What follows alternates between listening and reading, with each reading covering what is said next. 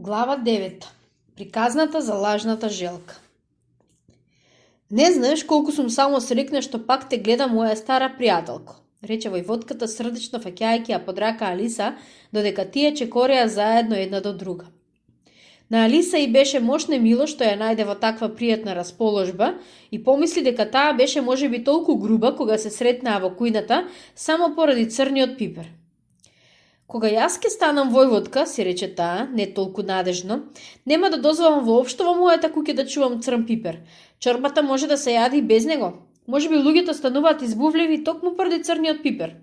Продолжуваше таа мошна задоволна што измислила едно од своите нови правила. А скиселени се затоа што јадат оцет, или пак огорчени затоа што пијат камилица. А децата можеби се така сладки затоа што јадат шекерчиња и слични работи. Би сакала сите да знаат за ова, во тој случај не би биле толку скржеви спрема децата, зар не? При тоа, таа ја беше веќе сосема заборавила војводката и малку се штрекна кога и го чу гласот на своето уво. Ти размислуваш за нешто, драга моја, а заборваш дека треба да зборуваш. Не можам сега да се сетам каква беше поуката при вакви случаи, но наскоро ќе ти ја кажам. А може би нема поука за ова, се осмели да забележи Алиса. Леле, дете мое, рече војводката, зар не знаеш дека секоја работа си има наравоучение, само ако си способна да го пронидеш? И потем, таа уште повеќе се притисна до Алиса. На Алиса не и се допаѓаше многу таа да биде толку близо до неа, прво затоа што војводката беше многу грда, а второ затоа што беше точно толку висока за да ја стави брадата на рамото од Алиса и таа ја боцкаше неугодно до кожа. Меѓутоа не сакаше да биде груба со неа, па затоа го поднесуваше тоа колку што можеше. Изгледа дека надпреварот сега се одвива многу подобро, и рече таа. Точно така, рече војводката, а поуката од тоа е, љубовта е она што светот го движи.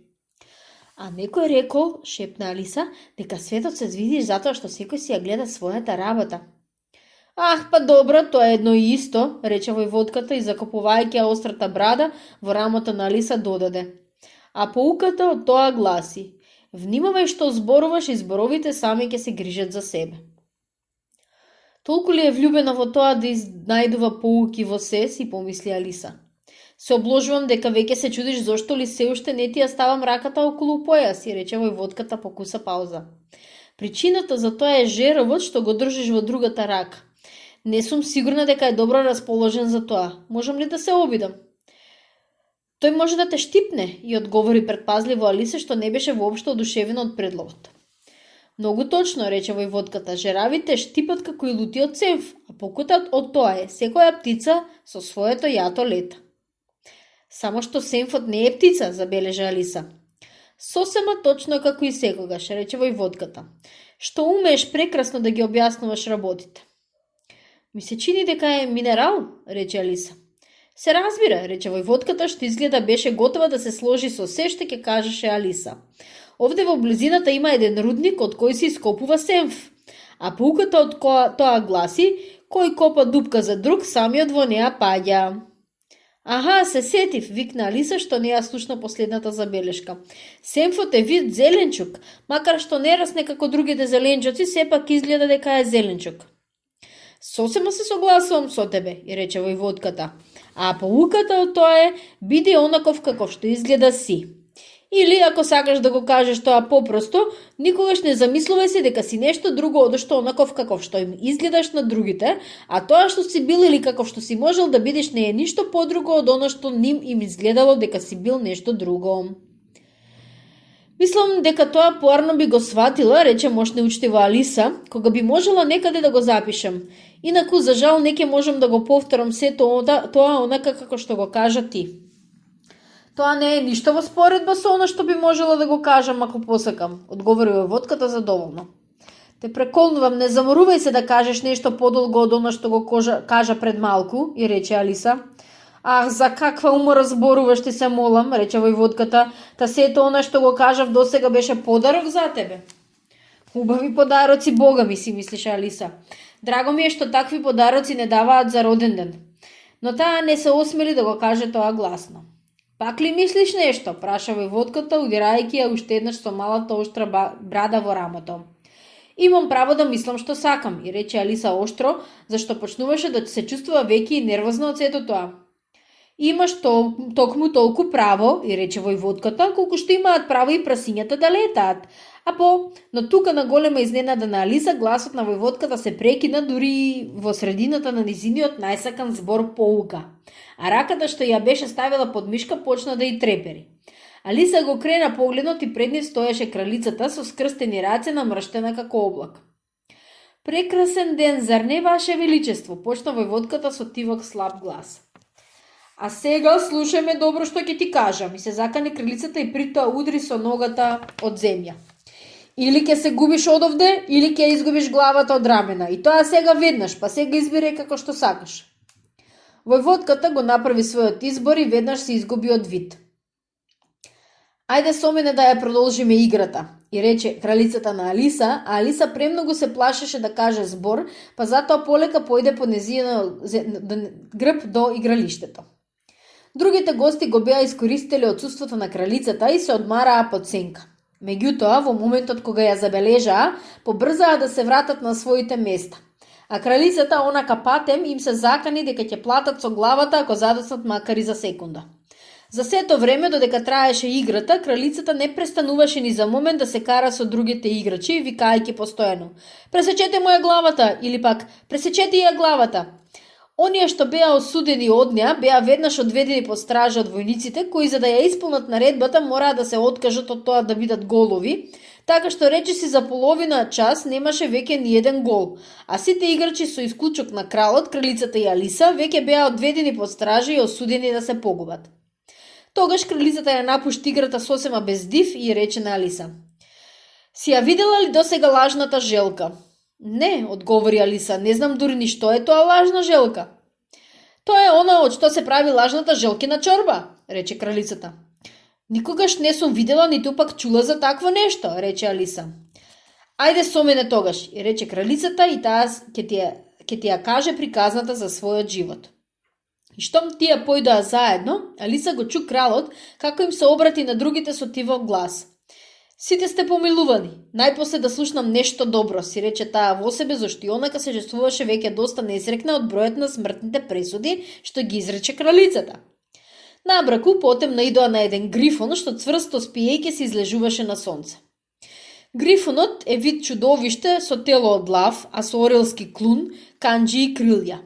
Ако сепак не можете да си замислите такво нешто, погледнете на сликата. "Стани мрзливко," му рече кралицата, и одведи ја младава господја кај лажната желка за да ја чуе незината приказна. "Јас морам да се вратам за да видам што станало со неколкуте смртни пресуди што ги изреков." И таа замина, оставајќи Алиса насамо со грифонот. На Алиса не ѝ се допаѓаше никако неговиот изглед, но помисли дека би било мошне посигурно да остане со него одошто да ѝ се придружи на дивата кралица. Па така таа почека.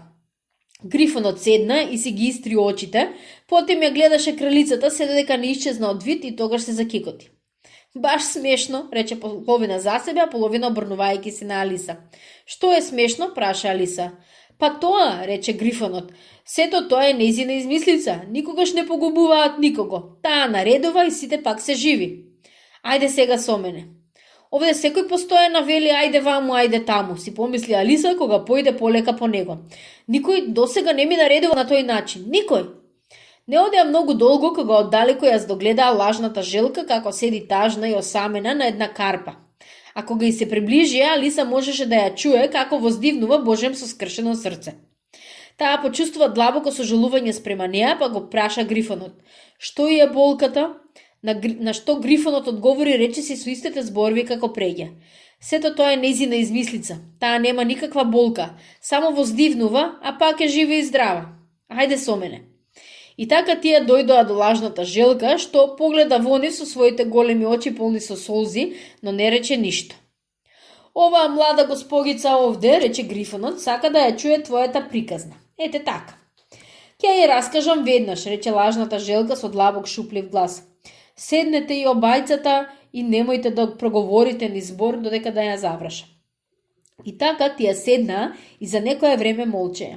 А Алиса си мислеше: "Не сваќам како може воопшто да заврши уште кога не почнала, но продолжи стрпливо да чека. Еднаш, рече на крајот лажната Желка длабоко вознивајки, јас бев вистинска Желка.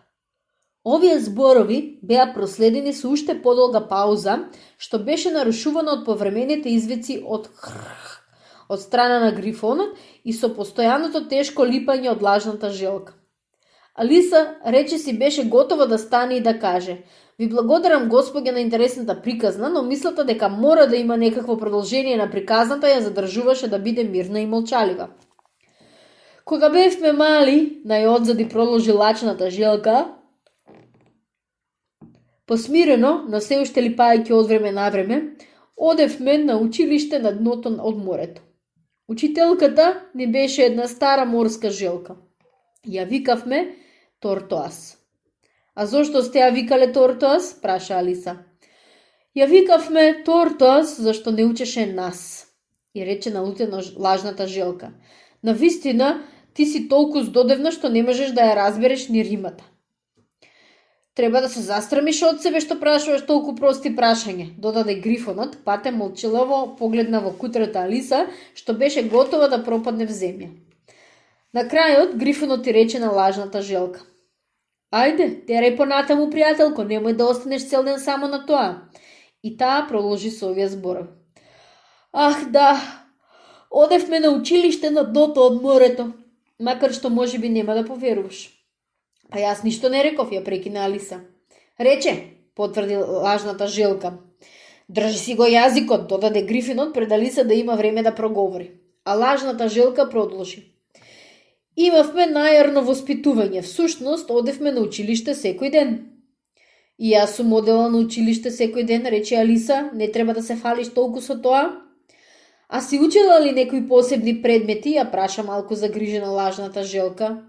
Па сигурно, рече Алиса, учевме француски и музика. А миење, ја праша лажната Желка.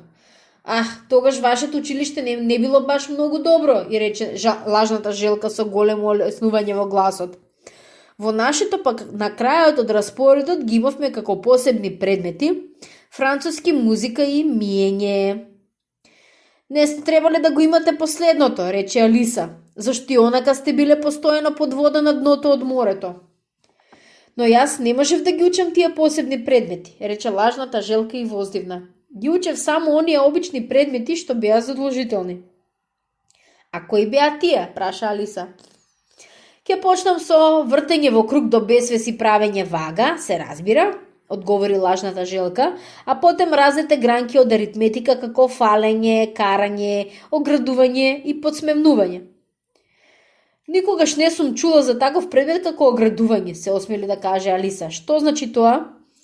Грифонот ги крена предните канџи од изненада. Што? Никогаш не си чула за оградување? Извика. Предпоставувам дека знаеш што е тоа разубавување, а? Па да, одговори колебливо Алиса, тоа значи да се прави нешто поубаво.